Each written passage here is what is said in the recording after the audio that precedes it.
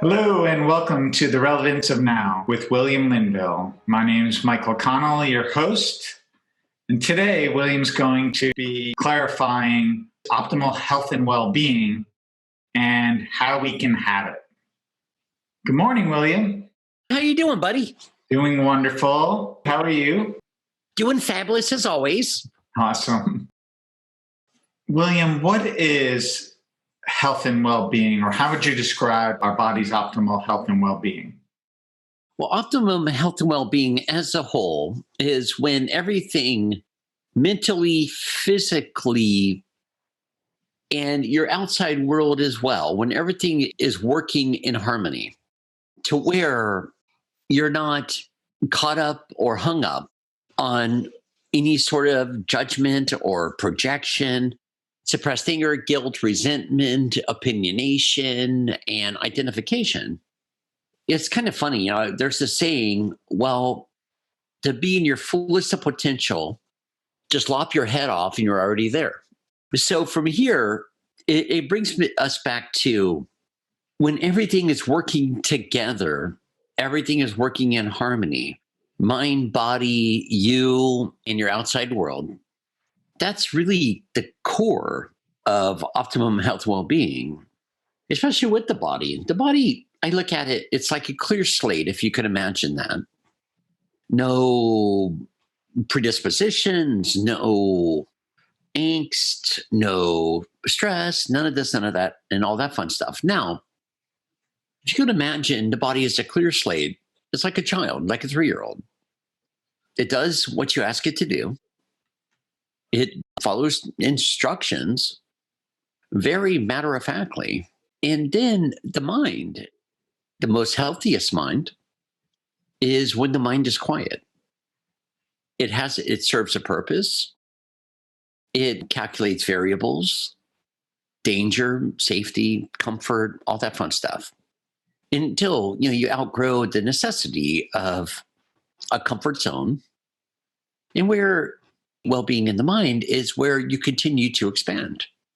You hit one level, you integrate. You go to the next level, you integrate. You expand further, you integrate. You go through this sequence of event and that one over there, great. We're flowing now. And where you're going here, even with the body, is that the body's going to follow the instructions. So if I have call it a perceivable happy thought form, my body's going to respond. If I have a perceivable negative thought form, the body's also going to respond. They feel totally different. And one feels more full of life and light. One feels like a lead anvil. And you can feel it in your body because you feel your body becoming tense. Now, when the body becomes tense, what happens is the vibratory levels become more sluggish. The veins, the venules, the arteries, they either slow down or they start pumping, going right into the adrenaline. The adrenal glands activate because now the body's going into distress. And then eventually you're setting yourself up for the body to have issues because that happens and your body closes down one area to overcompensate another area like the adrenals. So it's taking all the energy from your arms, your legs, your hands, your toes, your ears, your head, and it's focusing it all right there into the heart and the adrenals. The lungs creep underneath your rib cage. The diaphragm pushes under your rib cage, all bracing for impact of something derogatory to occur. Now, we go back to, okay, well, a positive thought. Okay, what a beautiful day. That's more of an observation rather than a judgment because you're observing the beauty all around and watch how your body responds. You go to work or you go on a romantic date night with the beloved of your heart. Yeah, your body, it feels it, it expands its energy and vibratory levels. And where now you're expressing and becoming receptive to where that's a whole nother level of optimal health well-being, playing with your upper chakras, your lower chakras, playing with your higher levels, your physical levels, where everything once again flows in harmony. until we're going through traffic and we hit the brakes because someone just came right in front of us out of nowhere. Your body locks up, it tenses, and then here comes the mind, somewhat in shock, technically emotional dyslexia from that activity, and the body locks up. The mind is now going to judge the dear one or the situation. And you just feel yourself now, the energy getting built up and built up and built up and worked up and worked up and worked up within your solar plexus, your body, your shoulders, where now we're going out of optimum health and well-being due to fear, judgment, because every judgment, it's like throwing another, let's just say, another grain of sand into your arteries until eventually we have the whole beach there and the arteries are blocked. And then as you do that, it also affects your thought processes, not just about the sand, but the sand, it's like one grain, another grain, one judgment, another judgment. And each and every one, it's like putting a brick in a river. Eventually it's going to be dammed up. The judgment is what takes away your natural course, your natural state, optimum health and well-being. Even when we get into the youth vitality chromosomes, the telomere, I play with this a lot. What really creates aging or perception of aging? Well, it's interesting, right? Because it's one situation, another situation, another situation, another situation, another situation, another judgment, another judgment, another judgment, another judgment about all these situations. And you can even feel it right now, right in your youth vitality chromosomes. The telomere is chipping away due to experience and then judgment that's made about the experience that starts to take a toll on your body, and which creates what's called aging, or I just call it deterioration. So if someone's body has illness, at the same time, is there that true essence part of them that is totally vibrant and waiting to be discovered? Yeah, it's always there. Otherwise, your heart would not be beating. Because remember, you're the presence, the essence that animates the body, that opens the eyes, and makes the heart beat. You're giving the body a life force, you as the real you. So when someone's body is experiencing an illness, is it the conglomeration of their beliefs and judgments and emotions that they're experiencing over and over and over and over? Well, they've made the judgment. Therefore, the judgment that was made, they bought into hook, line, and sinker, projected, blah, blah, blah. Well, that's there. Let's just call it another brick in the river. Okay. Now, it starts to dampen that flow until eventually the next brick, blah, blah, blah, blah, creates a dam. That's where you really cut yourself off from yourself, which in turn creates deterioration in the body. Now, let's say we start looking at those bricks. I misperceive this or that and the other. Misperceptions, same as kind of as like misjudgments. Then you start to look at them. You start to resolve it within yourself. So, well, maybe that really is not true. Maybe that really wasn't true. And this is where all this stuff comes up for you with great love. Because remember, you're the presence in your body right now that's bringing this stuff up to the surface to be technically free from and resolved, to where your body, like the most beautiful flower, can start blossoming again, regenerating and adding more and more life force, more and more energy. And where, we go further into like dear ones that have been in dramatic or traumatic situations, and they're reliving it. And it's where you stop for a minute.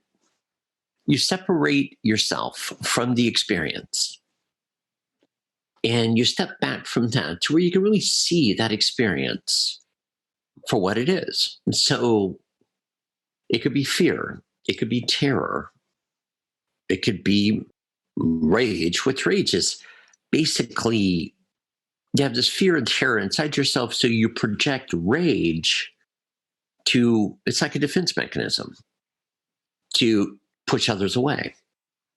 And then you go from there back, still full circle. It's back to the point where you first decided that this, or when this happens, that happens, that happens, that happens. This is how I react or respond. Now, that's where we get into the subconscious, your subtle fields of consciousness, and so forth, because it's not always, it hardly even is cognitive or conscious. But you've already decided when this happens, that happens, that happens, that happens, bam, that's how I'm going to react. Or bam, that equals fear. Or bam, that equals blah, blah, blah, blah, blah. And so you, out of love, great honor, great supportiveness of yourself, the rest of yourself is bringing you right to that point to say, well, Michael, are you sure that's true? Michael, are you sure that's reality for yourself? Michael, are you sure that when this happens, that happens, that happens? Are you really sure that this is how we act or react? And it's one of those things. It all comes right up in front of you, clear as a bell, to either undecide or redecide what's true within yourself and about yourself. Now, these are all different echelons of levels of ascending in vibratory principles and megahertz of light within your body.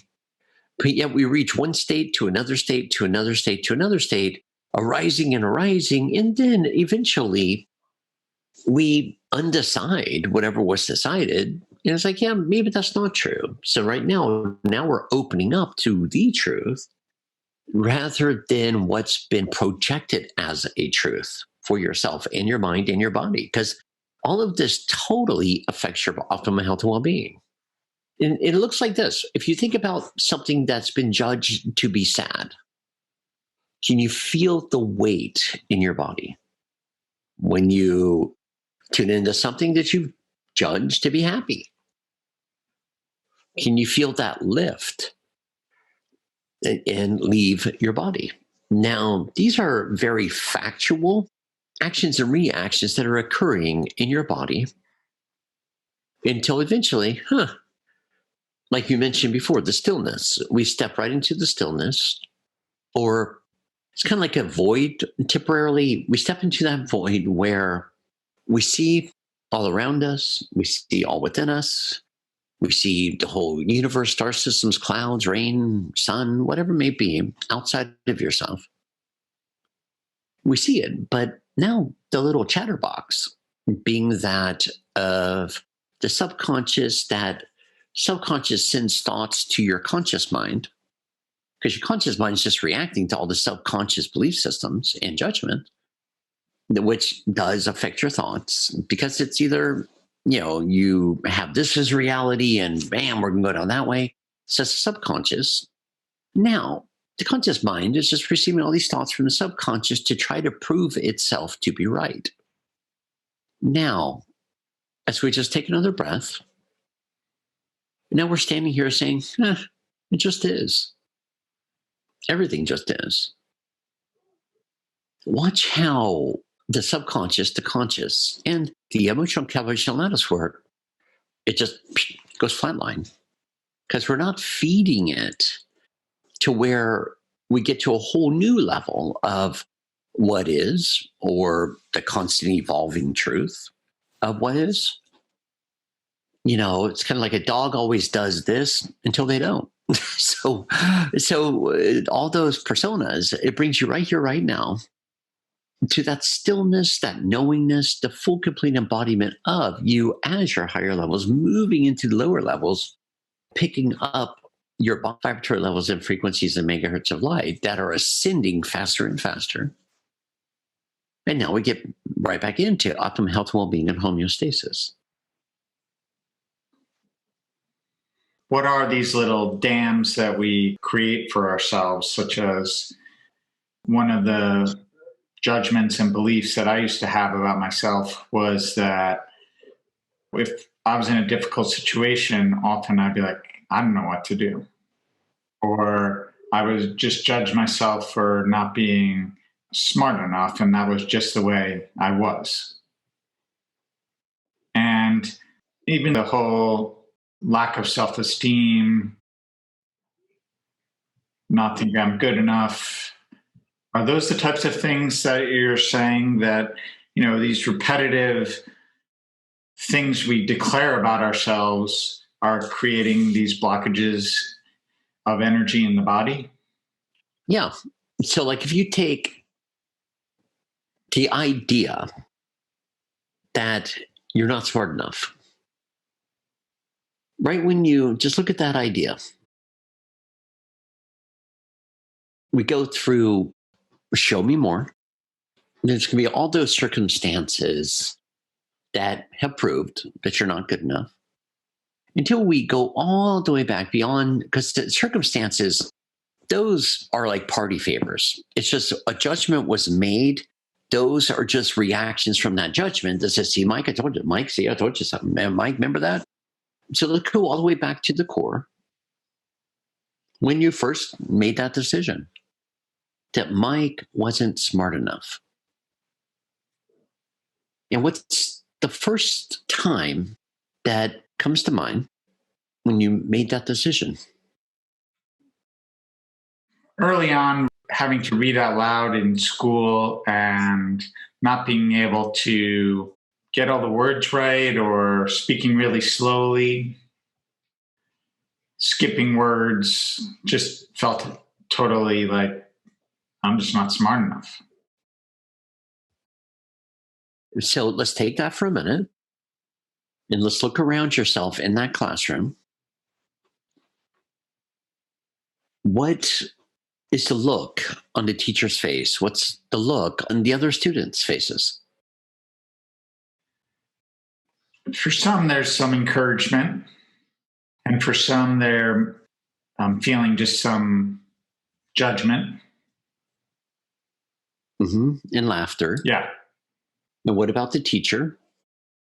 A little worry, but encouragement.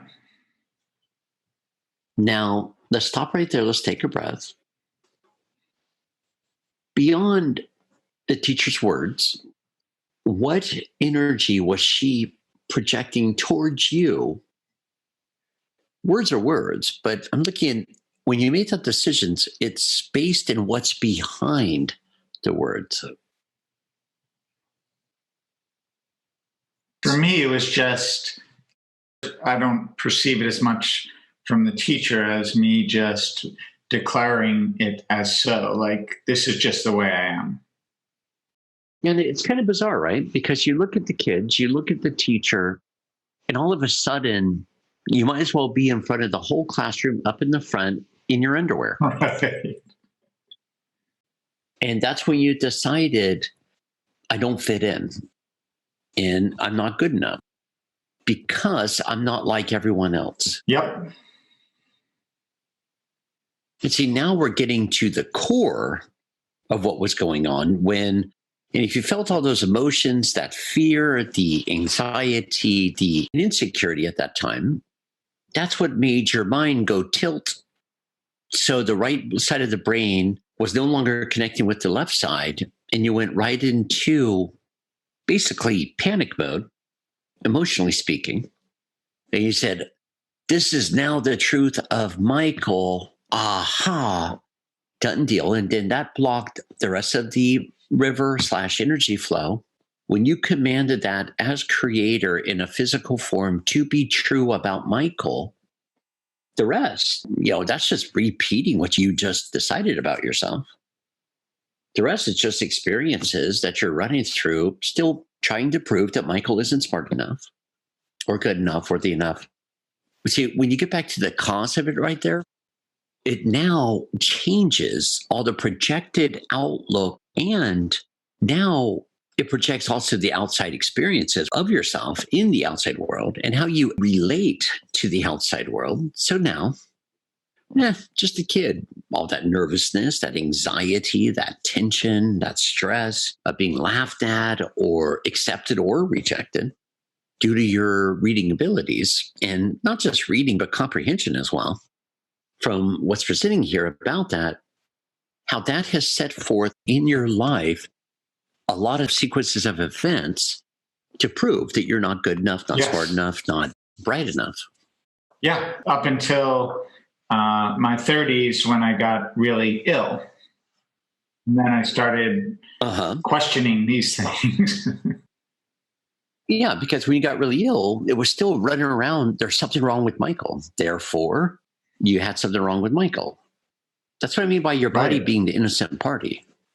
And so energetically, though, cellularly, those beliefs and repetitive thought patterns actually downgraded, or how would you describe how they just put a dam on a cellular level?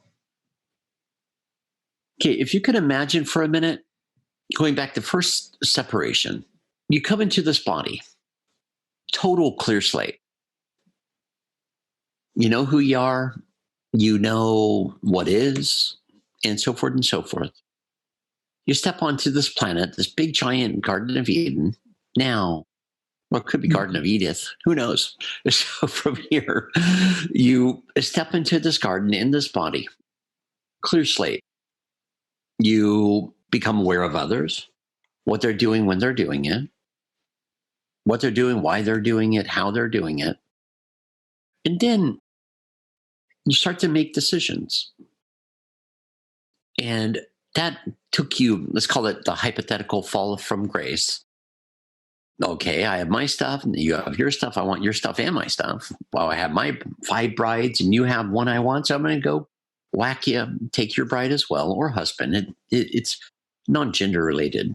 And so you start saying more is good, less is not. And you start making all these decisions. Now, whenever anything in your life presents as not good enough, not abundant enough, there's that little voice that, no, less is bad, more is good. So I got to push, push, push. And now just supporting that belief that more is better, less is not.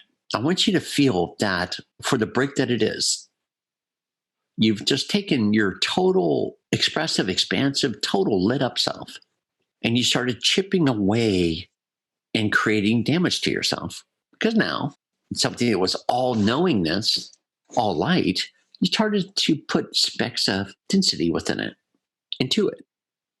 Then one thing led to another. Here comes another speck. Here comes another speck. Here comes another speck. From all of this externalized perception and projection of what is real, what is true, what is not, it became heavier and heavier, which just means more and more of these little black blemishes. Each black blemish is like a brick. Every judgment is like a brick. And eventually, those bricks take over, and then bam, here comes a wake-up call, or emotional breakdowns, physical breakdowns, on and on, all with the same purpose to get your own attention to wake up from it.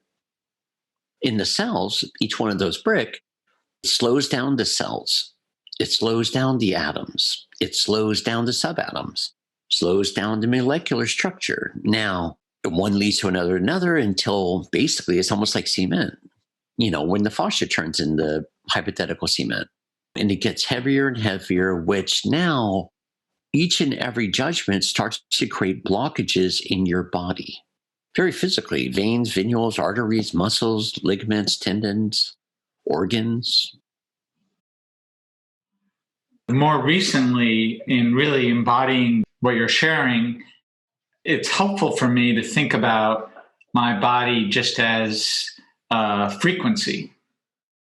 Every single thought, if I'm judging something, is just like knocking down the frequency.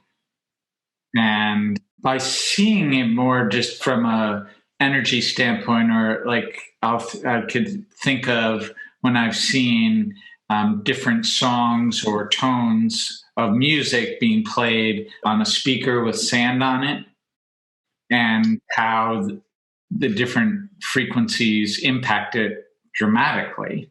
And correlating that to my body is that anytime I watch myself judging something, I'm like, no, because it serves absolutely no purpose. I know there was a situation recently with someone and just saw my mind judging it, and I was like, no, like wipe that clean. It's not necessary. And transitioning to that is difficult because I used to feel that you had to have certain beliefs in order to do the right thing until I experienced that, oh, if I'm just feeling how to react to any one situation from my true self, I know exactly what to do. And that's called your knowingness. Because it's kind of interesting, right? Because I was playing with this when you were speaking, Michael, and it's like if I were to judge someone for whatever reason, now Right. who owns who? Now they're in your headspace and your body. So you're judging them, but in turn, they're getting energy from you. Well, and we're creating just another dumbing down of our vibrance, our high frequency. It's kind of like what you were talking about, the speaker in the sand, because the more of those granules of sand being out of judgments that you're creating, eventually that speaker is Right. going to be buried. And you look at, if I were to judge another for XYZ, didn't I just give them a heck of a lot of power, even the power to dictate to me who I am and how I feel about myself? Right. Isn't that amazing? And you just gave them all this power. I mean, good for them. They get all this power, but it's interesting how it works because now they've now has space in your headspace. Like it's kind of like a room for rent, but no one's paying. You wonder what the heck just happened. But then we have the ego trying to be high and mighty, exalted, but now the ego is just going to run rampant because now it has a new toy to play with. But still, the whole time, you're still giving all this power to this dear one. You're still connected with this dear one. And they're looking around. They have no clue who you are, but they get a wiggle in their step.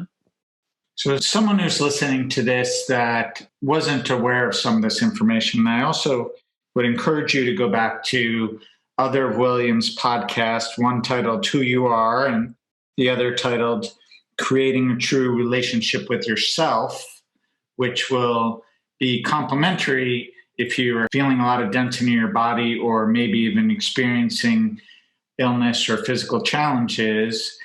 It can assist you in how to move forward in a relationship with yourself to assist yourself in moving beyond beliefs and judgments that have contributed to what you're experiencing.